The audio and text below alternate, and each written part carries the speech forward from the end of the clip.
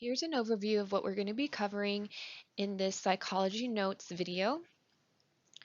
We're going to go over some of the most common note titles, the clinical reminders and what they are, template fields, and group notes. Okay, so let's go over some of the most common psychology note titles and how to access them. So we're going to navigate over to the Notes tab, click on New Note. If you don't have an encounter already selected, it will force you to choose one before this pops up. So this window is your progress note properties window. You'll see that there's a library of all the different note titles that are available. If you notice, there's some of the note titles have um, keywords right in front of it. So these are little shortcuts that we built so that you can access your note titles quicker. So MH, for example, will populate all the mental health ones. But for psychology, we're going to type in psychology, and you'll see that there's all the different psychology note titles that are available. One thing I want to point out is if you notice at the very bottom panel, the if there's any consults that are pending, it will display here. And it's basically to let you know that you have a consult pending and it's available if you want to close it out. To close it out, you're going to have to choose a note title that has the word consult in it. So for this example, we have psychology consult note, and it will let you go ahead and close that consult out. But let's say I choose group note, it will um, have a little box, a notification alert telling you, hey, you have a consult pending and this is not a consult title. Do you want to continue with this title or no? So if you want to write a group note and you're not planning to close that title, the consult out, go ahead and click yes. Otherwise, you're going to do no to cancel and then choose a consult note title to go ahead and close it out.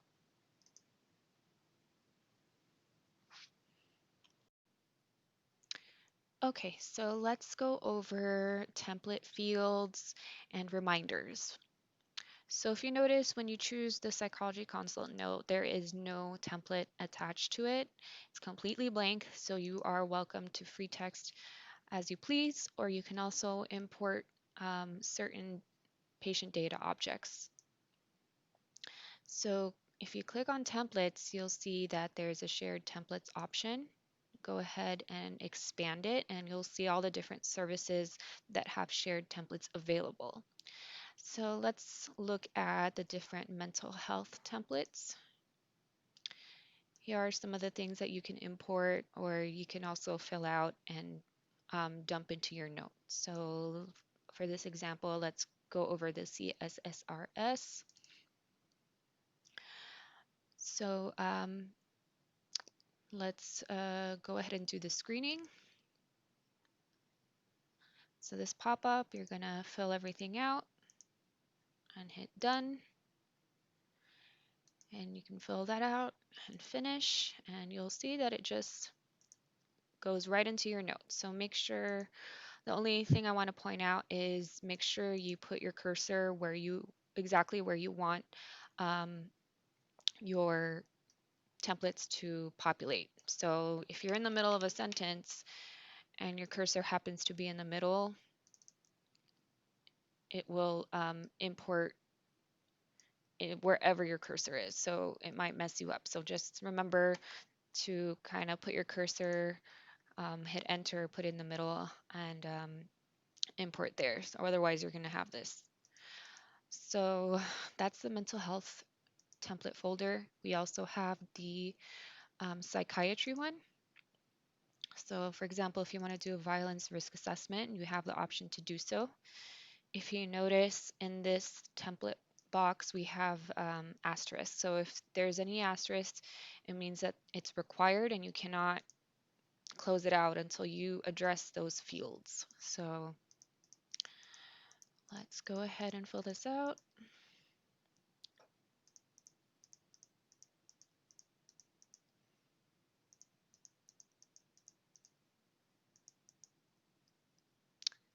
Okay, and then you can see that it just dumps it into your note.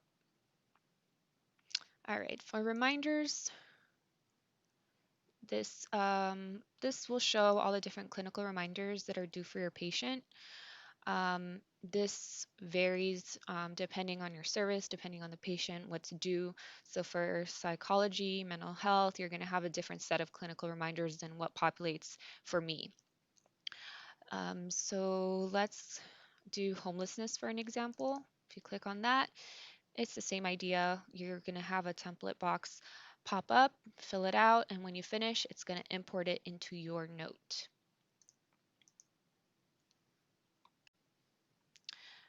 All right, let's go over one of the tools that you guys will be using, and that is the mental health assistant tool. This is for different screenings that you don't see available here.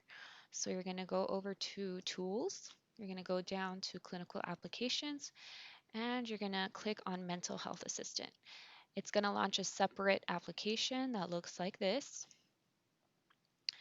And here you just make sure you have the correct patient, and you can either review the results that are available for that patient, or you can fill out a new mental health instrument. So this is a library of all the different ones that are available. Just make sure you have all this filled out correctly. Visit location is required. So let's just click on one. And to do this, you're going to do staff entry. And let's do finish. And then it will give you the option to save the progress note to Vista. Okay, so let's now move on to health summary reports. If you notice, these are different templates that you need to fill out for this particular visit. Let's say you want to import the past scores, like suicide risk scores from the past few visits. You want to look at that history. So to do that, you're going to go into reports, and you're going to see all the different health summary reports that are available. And navigate over down to MH, again, mental health, and you'll see all the suicide risk assessments from, you'll see the last done of the PTSD, and then the MHA scores and the different dates. So let's say you just want this, you're going to select it. You're going to Control C, copy, go back to your note, and you have the option to paste that into your note. There's also suicide safety plans, mental health treatment plans. If any of this is available for your patient, you can always just copy and paste into your note.